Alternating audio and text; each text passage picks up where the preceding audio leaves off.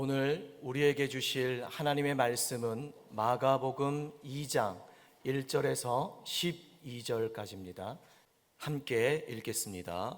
후에 예수께서 다시 가버나움에 들어가시니 집에 계시다는 소문이 들린지라 많은 사람이 모여서 문 앞까지도 들어설 자리가 없게 되었는데 예수께서 그들에게 도를 말씀하시더니 사람들이 한 중풍병자를 네 사람에게 메워 가지고 예수께로 올세 무리들 때문에 예수께 데려갈 수 없으므로 그 계신 곳에 지붕을 뜯어 구멍을 내고 중풍병자가 누운 상을 달아 내리니 예수께서 그들의 믿음을 보시고 중풍병자에게 이르시되 작은 자야 내 죄 사함을 받았느니라 하시니 어떤 서기관들이 거기 앉아서 마음에 생각하기를 이 사람이 어찌 이렇게 말하는가 신성모독이로다. 오직 하나님 한 분 외에는 누가 능히 죄를 사하겠느냐. 그들이 속으로 이렇게 생각하는 줄을 예수께서 곧 중심에 아시고 이르시되 어찌하여 이것을 마음에 생각하느냐. 중풍병자에게 내 죄 사함을 받았느니라 하는 말과 일어나 내 상을 가지고 걸어가라 하는 말 중에서 어느 것이 쉽겠느냐. 그러나 인자가 땅에서 죄를 사하는 권세가 있는 줄을 너희로 알게 하려 하노라 하시고 중풍병자에게 말씀하시되 내가 내게 이르노니 일어나 내 상을 가지고 집으로 가라 하시니 그가 일어나 곧 상을 가지고 모든 사람 앞에서 나가거늘 그들이 다 놀라 하나님께 영광을 돌리며 이르되 우리가 이런 일을 도무지 보지 못하였다 하더라. 아멘. 마가복음 2장 1절부터 12절 말씀 중심으로 중풍병자를 고치신 예수님이란 제목으로 말씀을 나누도록 하겠습니다. 우리 옆에 있는 분하고 인사하겠습니다. 성령으로 충만합시다. 네, 앞뒤 계신 분하고 인사할까요? 예수님 안에서 좋은 일이 일어납니다. 네, 주 예배를 통하여 하나님의 은혜와 복을 받으시기를 주님의 이름으로 축원합니다. 믿음으로 선포하고 말씀을 나누겠습니다. 시작. 나는 어떤 일을 만나도 말씀으로 생각하고 말씀으로 말하고 말씀으로 행하겠습니다. 아멘, 아멘. 네, 오늘 마가복음이죠. 마가복음은 예수님의 그 생애와 사역을 빠르고 간결하게 서술한 그냥 성경입니다. 복음서입니다. 행동 중심적인, 사건 중심적인, 사역 중심적인 것으로 서술되어 있다는 것을 우리에게 말씀해 줍니다. 오늘 본문은 중풍병자를 고치신 누구라고요? 예수님. 중풍병자를 고치신 그 예수님의 사건 이야기. 거기에 믿음, 용서, 회복, 그리고 또 공동체에 대한 메시지가 이 본문의 말씀을 통해서 우리에게 주어지는 줄 믿습니다. 그러면 여기에 등장하는 한 중풍병자와 그 친구들, 동료들, 동역자들, 이렇게 볼 수 있겠죠. 한 중풍병자와 그 친구들, 그리고 예수님의 만남을 통해 진정한 치유와 회복이 어디에서 오는가를 보여주는 것이 오늘 본문의 메시지이기도 합니다. 그러면 오늘 마가복음 2장 1절부터 2절까지는요, 다시 가버나움에 오신 예수님의 이야기입니다. 다시 가버나움에 오셨다고 하면은 그 전에 예수님께서 가버나움에 오셨다는 것일까요? 안 오셨다는 것일까요? 헷갈리십니까? 날씨가 더우니까? 네. 그 전에 가버나움에 예수님께서 오셨고 다시 오셨다는 것을 이야기하는 거죠. 과거에 오셨다는 것을 이야기합니다. 그럼 본문의 말씀을 한번 볼까요? 본문 말씀 보니까 함께 읽어보겠습니다. 시작. 후에 예수께서 다시 가버나움에 들어가시니 집에 계시다는 소문이 들린지라. 아멘.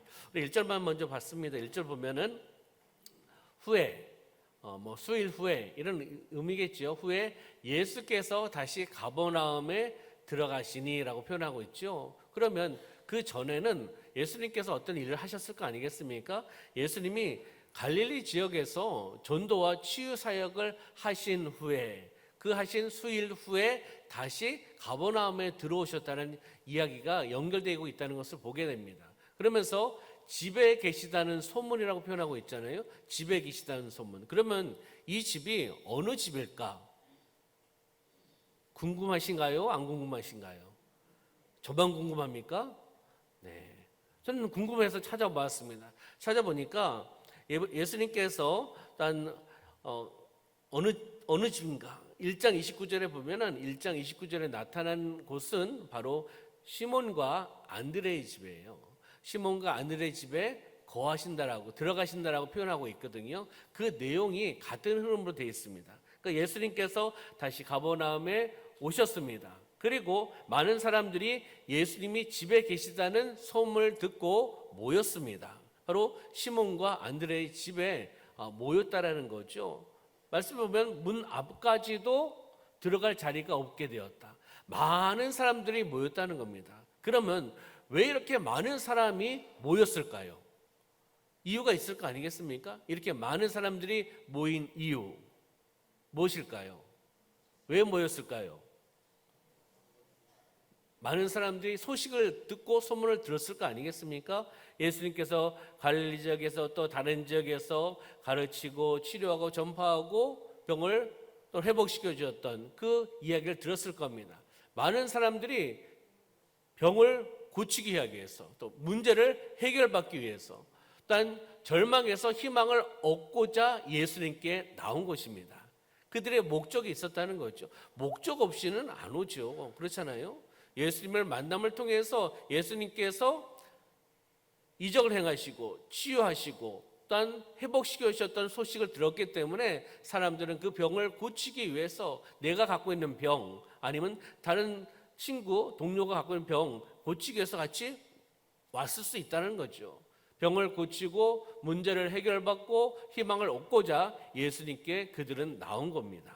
그러면 그 당시에만 문제가 있을까요? 그 당시에만 병이 있을까요? 그 당시에만 고난과 고통이 있을까요? 우리가 살고 있는 이 시대는 어떻습니까? 우리가 살고 있는 이 시대 우리 삶의 문제 있습니까? 질병 있습니까? 또 죄책감, 외로움, 또 소외된 마음 없습니까? 있잖아요. 그러면 우리는 어떻게 해야 될까요? 삶에 문제가 있고 병이 있고 힘든 것이 있을 때 어떻게 하시겠습니까? 그냥 그 문제의식에 힘든 것에서 그냥 사로잡혀가지고 주저앉아 있으시겠습니까? 이 많은 사람들처럼 예수님께 나오셔야 됩니다. 예수님께 나와서 예수님과의 만남을 통해서 회복될 줄 믿습니다. 2절 하반절을 말씀 보면 예수께서 그들에게 무엇을요? 도를 말씀하시더니 라고 말씀합니다. 많은 사람들에게 도를 말씀하신다고 말씀하고 있습니다. 많은 사람들이 모여있는 상황을 우리가 말씀을 통해서 보았습니다. 사람들이 기대하는 이적, 병고침을 먼저 하지 않으셨습니다. 먼저 무엇을 했습니까? 천국 복음을, 오직 천국 복음을 어떻게 해요? 선포하기 위한 기회로 이용하셨다는 거예요. 그들이 원하는 기적, 이적, 병고침이 먼저가 아니라 바로 천국 복음을 선포하기 위한 기회로 예수님은 삼으셨다는 겁니다. 왜요? 우선순위가 있기 때문에, 복음이 먼저이기 때문이라는 거죠. 그렇지 않습니까? 그럼 여기에 도를 말씀하셨다, 도를 가르치셨다고 말씀했는데 이단 증상도에서 얘기하는 그 도 아닙니다. 다른 이단에서 이야기하는 그 도를 얘기하는 게 아니라 이 도는 구원의 메시지, 복된 소식, 복음, 하나님 나라의 비밀, 이것을 예수님께서 모여있는 많은 사람들에게 그 말씀을 하신 거예요. 말씀을 통해 가르쳐 주시기 위해서, 진리를 가르쳐 주시기 위해서 병고침이 먼저가 아니라 영적인 복음을 먼저 전하셨다는 것을 보게 됩니다. 우리의 삶 속에서도 우리가 말씀을 듣기를 소망합니다. 말씀이 먼저입니다. 병고침이 먼저가 아니라 말씀이 먼저라는 것을 우리에게 말씀해 주고 있는 겁니다.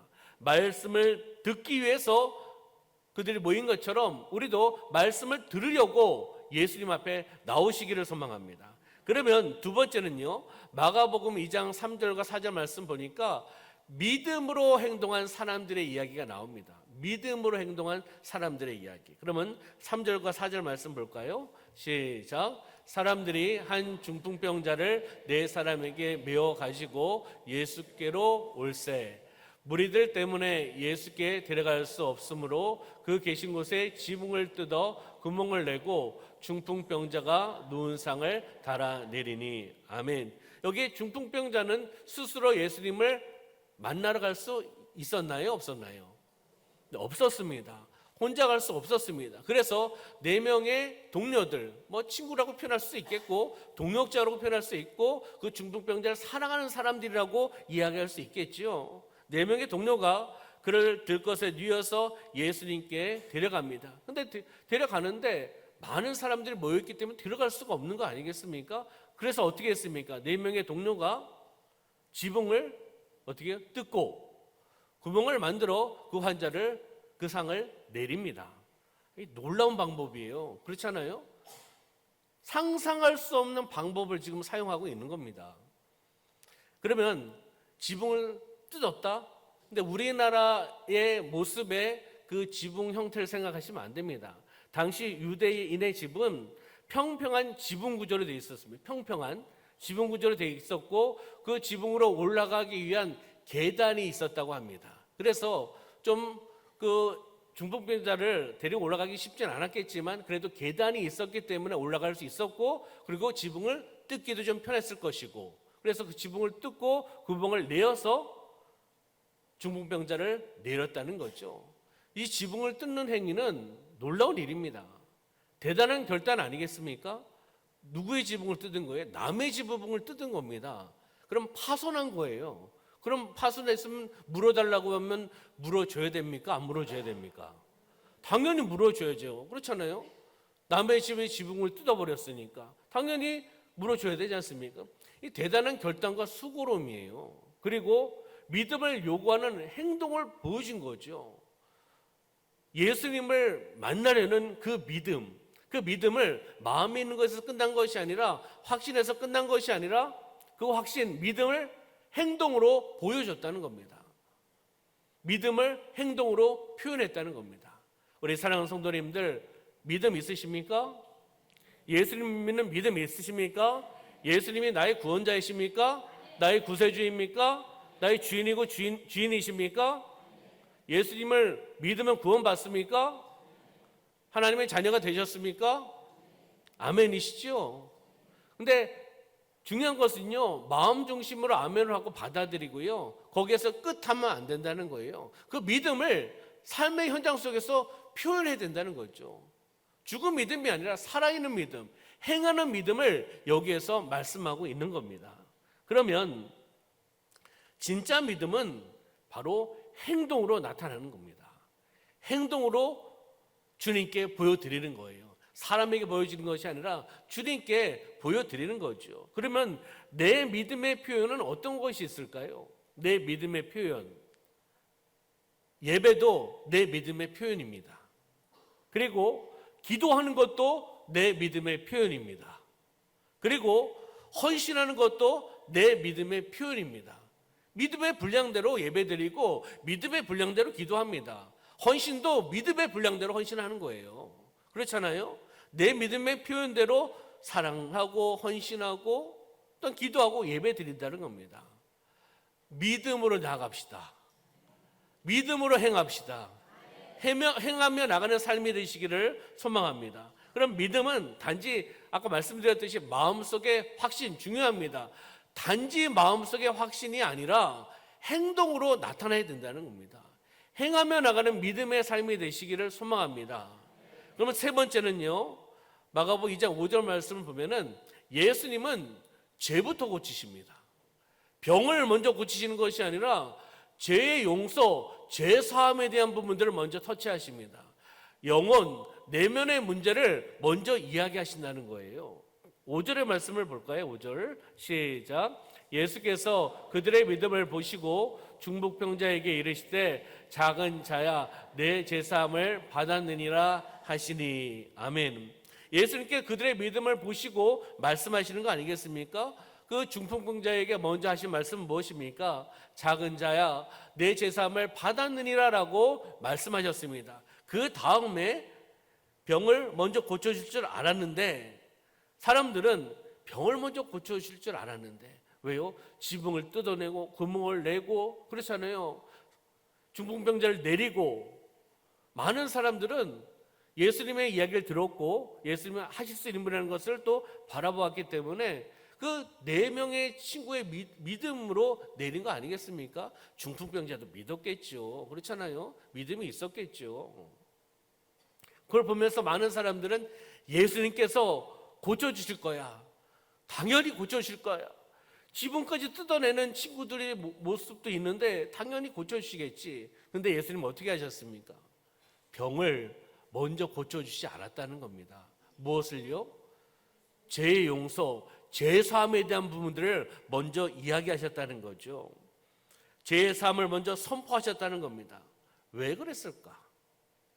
왜 그랬을까요? 예수님 병을 고치기 전에 죄를 먼저 사하셨습니다. 왜요? 인간의 근본적인 문제가 육체의 병이 아니라 영혼의 죄에 있다고 보셨기 때문입니다. 그렇잖아요. 이제 가정을 하는 겁니다. 생각해 보는 거예요. 병을 고쳐주셨습니다. 그런데 믿음에 대한 부분은 없어. 예수님께서 강권적으로 능력으로 병을 고칠 수 있는 분 아니겠습니까? 고쳐주셨어요. 근데 그 사람은 믿음이 없어.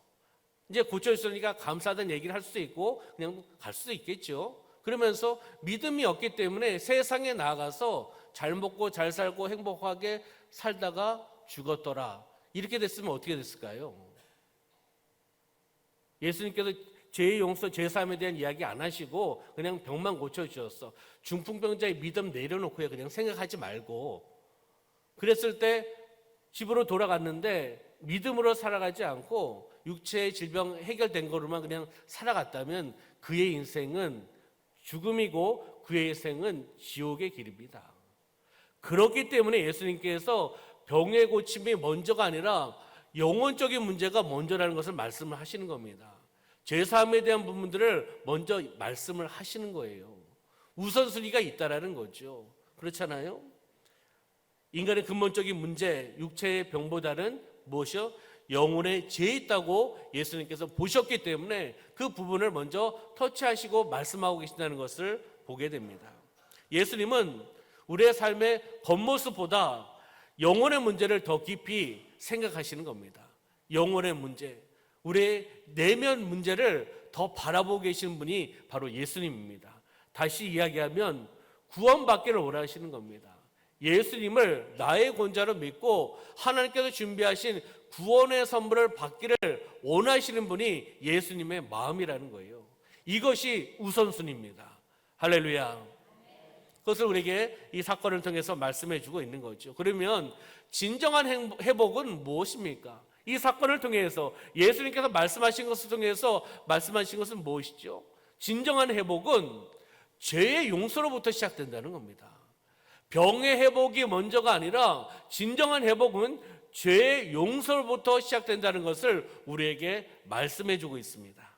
그러면 마가복음 2장 6절부터 11절까지 말씀해 보면요, 죄사함의 권세를 가지신 예수님의 이야기가 나옵니다. 죄사함의 권세를 누가 가지셨다고요? 예수님께서 가지셨다. 그 이야기가 나오고 있습니다. 많은 사람들이, 또 서기관들이, 율법학자들이 마음속으로 생각을 합니다.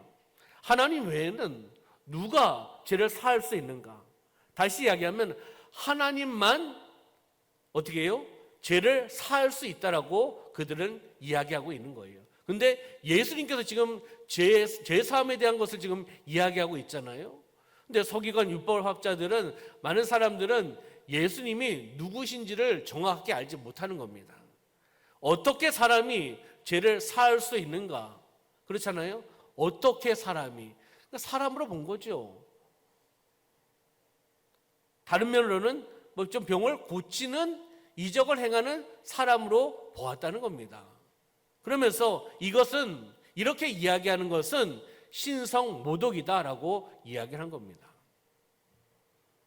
이랬을 때 예수님은 그들의 마음을 아시고 말씀을 하십니다. 10절 말씀 보니까 인자가 땅에서 죄를 사하는 권세가 있는 줄을 너희로 알게 하려 하노라 하시고라고 말씀하고 있습니다. 인자가, 예수님이 땅에서 죄를 사하는 권세가 있는 줄을 너희로 알게 하려 하노라, 알게 하게 한다, 이 사건을 통해서 이야기한다, 이것을 이야기하시는 겁니다. 그러면서 중풍병자에게 말씀하고 있는 거죠. 11절 말씀에 일어나 내 상을 가지고 어디로요? 집으로 가라라고 명령하고 선포하시는 겁니다. 주저앉아 있지 말고 일어나, 우리 일어나야 됩니다. 예수의 이름으로 일어나야 됩니다. 그리고 삶의 현장으로 다시 나가야 되는 거예요. 삶의 현장으로 다시 보내주신 거잖아요. 회복시켜 주셔서 죄 용서, 죄 사함, 그리고 병 고침을 통해서 이 사람을 어디로요? 다시 집으로, 삶의 현장으로 보내시는 예수님을 볼 수가 있다는 겁니다. 이것은 무엇을 말씀하시는 겁니까? 예수님이 하신 일은 단지 병을 고친 일이 아니라는 거예요. 병도 고쳐주셨지만 한 사람의 인생을 어떻게 해요? 회복시켜 주셨다. 한 사람의 인생을 회복시켜 주셨고, 그리고 그를 공동체로 되돌아가게 해주셨다. 그리고 하나님의 영광을 드러나게 하신 사건이었다는 것을 우리에게 말씀해 주고 있는 겁니다. 이 중풍병자의 회복을 통해서, 영적인 회복, 육적인 회복을 통해서 한 사람의 인생을 회복시켜 주셨습니다. 할렐루야. 여러분들도 회복 받으셨죠? 그렇잖아요? 예수님을 믿음을 통해서, 하나님의 부르심을 통해서 하나님의 자녀가 되셨잖아요. 이 회복된 거 아니겠습니까? 한 사람의 인생을 회복시켜 주셨고, 그리고 혼자 외로이 신앙생활 하는 것이 아니라 다시금 집으로, 공동체로 보내셨다는 거예요. 함께 더불어서 믿음의 생활을 감당하라는 거죠. 우리 교회는 주님의 몸된 교회입니다. 주님의 피값으로 세우신 교회입니다. 혼자가 아니라 함께입니다. 더불어예요. 그렇잖아요? 1부보다 2부가 더 시원합니다. 사실은요, 지금. 1부는 에어컨이 고장나가지고 고치다 해가지고 들어오긴 했는데, 2부도 제 작동은 잘 안 되는 것 같아요. 이해를 해주시고요. 그래도 더 시원합니다. 그리고 더운 사람은 제가 더 더울 거예요. 서가지고 말씀을 나누고 있으니까요. 우리는 감사해야 됩니다. 또 감사하고 또 감사하고. 그렇잖아요. 주님의 몸된 교회가 있으니까 우리가 함께 예배를 드려 나와서 함께 하는 거잖아요.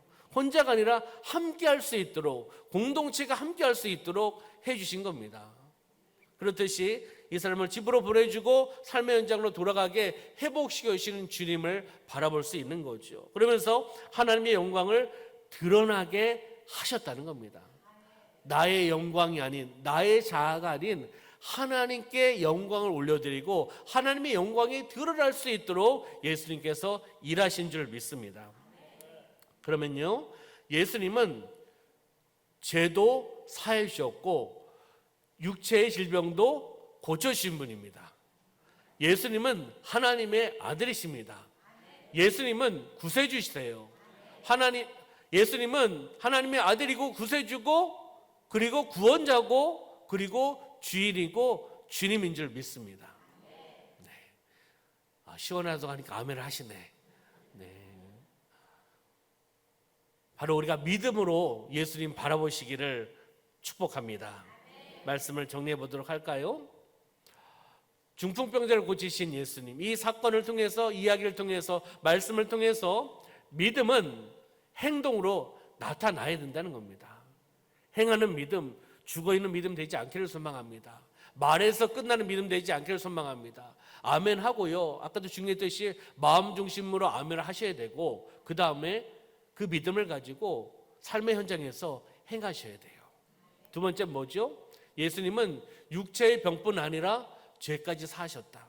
죄를 사하시는 것을 먼저로 생각하셨고, 그 다음에 육체의 병을 고쳐주신 분입니다. 예수님은 전능하신 분입니다. 예수님 말씀하시면 그 말씀대로 이루시는 분입니다. 예수님은 신실하신 분입니다. 그리고 우리는 어떠한 믿음으로요? 적극적인 믿음이에요. 거룩한 열정, 믿음의 열정을 가지고 우리가 예수님께 나아가시기를 소망합니다. 많은 사람들이 주님께 나왔지 않습니까? 그들의 목적이 있었지만 우리는 진정한 올바른 목적을 가지고 우리는 살아가는 사람들입니다. 하나님께 영광을 올려드리기 위해서 적극적인 믿음을 가지고 예수님께 나아가서 예수의 말씀을 듣고 그 말씀대로 삶의 현장 속에서 행하며 나가는 삶이 되시기를 소망합니다. 예수님께 나오면 회복이 된다. 예수님께 나오면 회복이 이루어진다. 예수님께 나오면 승리한다. 예수님께 나오면 영적인 누리는 것이 회복된다. 예수님께 나오면 육적인 질병에 치유받는다. 예수님께 나오면 묶인 것이 풀려난다. 예수님께 나오면 형통의 삶을 살아갈 수 있다. 이것이 다 믿음 아니겠습니까? 믿음으로 나와야 됩니다. 내 자신의 욕구, 내 자신의 정욕을 해결하러 나오는 것이 아니라 하나님의 영광이 먼저고 그리고 우리의 삶을 아시는 분이기 때문에 치료해 주실 줄 믿습니다. 그러면 마지막 적용점을 한번 볼까요? 첫 번째, 나는 지금 예수님 앞에 내려놓아야 할 중풍병 같은 문제가 있는가?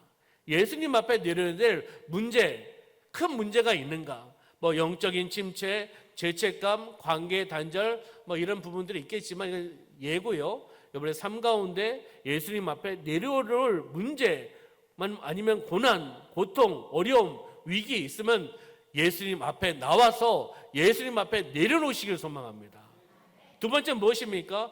누군가를 예수님께 데려가야 할 영적인 책임이 있으십니까? 예수님 앞에 데려가야 될 사람, 다시 이야기하면 인도해야 될 영적인 책임이 있냐고 물어보는 겁니다. 우리는 그 사명이 있는 줄 믿습니다.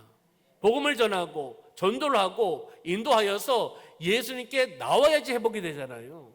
그렇잖아요. 혼자 나오는 것이 아니라 나 혼자 은혜 받고 나 혼자 회복되고 나 혼자 행복하고 나 혼자 천국을 바라보는 것이 아니라 세상에서 방황하고 있고 힘들어하고 있고 눌려 있고 문제에 사로잡혀 있는 그 사람을 데리고 나와야 됩니다. 예수님을 만나기를 소망하며 데리고 나올 사명이 있는 줄 믿습니다. 그것을 우리에게 또 말씀해 주고 계시는 거죠. 세 번째 무엇입니까? 세 번째, 내 믿음은 어떤 모습입니까? 내 믿음이에요. 내 믿음은 어떤 모습입니까? 말뿐인 믿음인가요? 아니면 지붕을 뚫는 행하며 나가는 진정한 믿음인가요? 이것을 우리에게 말씀해 주고 있는 겁니다. 말뿐인 믿음이 아니라 지붕을 뚫는 행하며 나가는 믿음으로 살아내시기를 주님의 이름으로 축원합니다. 기도하겠습니다. 참으로 좋으신 하나님 아버지, 우리를 인도해 주셔서 감사드립니다. 저희 안에 있는 모든 죄와 상처, 병든 마음을 주님 앞에 내려놓습니다. 용서하여 주시옵소서, 회복시켜 주시옵소서. 누군가를 예수님께 데려오는 사람이 되고 싶습니다. 나만의 소망, 나만의 희망이 아닌, 나만 천국을 바라보는 것이 아니라, 나만 회복되는 것이 아니라, 나만 믿음으로 살아가는 것이 아니라 세상에서 방황하고 있는 사랑하는 아내, 남편, 부모님, 자녀, 친구, 동료들, 많은 사람들이 있습니다. 성령의 감동에 따라 그들을 인도하여서 그들이 예수님을 만나는 은혜와 축복을 받게 하여 주시옵소서. 우리의 사랑하는 성도님들을 축복의 통로로 마음껏 쓰임받게 하여 주시옵소서. 말씀을 듣게 하여 주시고 그 말씀을 듣고 믿음으로 행하며 나가는 삶이 되게 하여 주시옵소서. 예수님의 이름으로 기도드리옵나이다. 아멘.